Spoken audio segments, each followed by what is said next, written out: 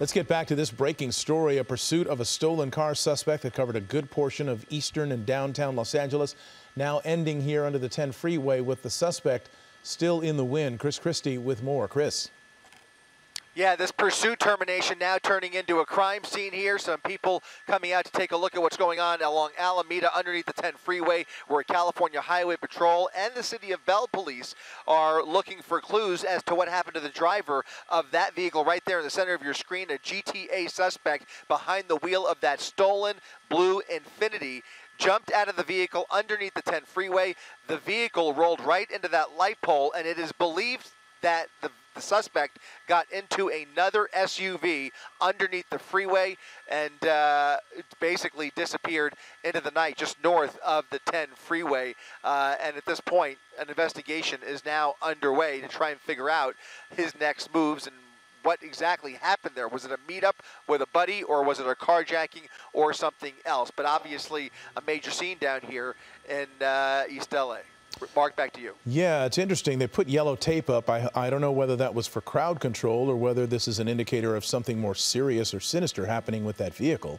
I'm guessing, given people were starting to kind of gather around it, so maybe it is just for crowd control. But yeah, it looks like you got the City of Bell, the Highway Patrol, a number of other agencies that have been involved in this. They are now looking for that other vehicle that apparently he got into. There it is in the video to your right.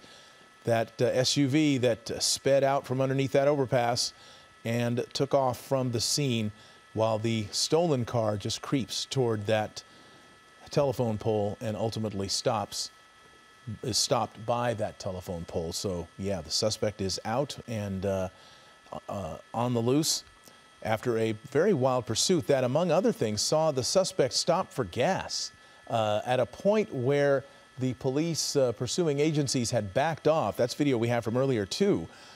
He actually stopped at this gas station, got out, filled up the tank, it would appear, and during that time, there were no police around him, no police behind him, no apparently officers above him that we know of, and so he very casually filled up the car with gas, covering his face at the time. But you get a good look now at who this person is.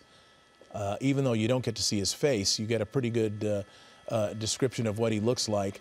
And he fills up the tank and then drives off. And what got him re-engaged here was the fact that he continued to drive so erratically after he had filled up his tank.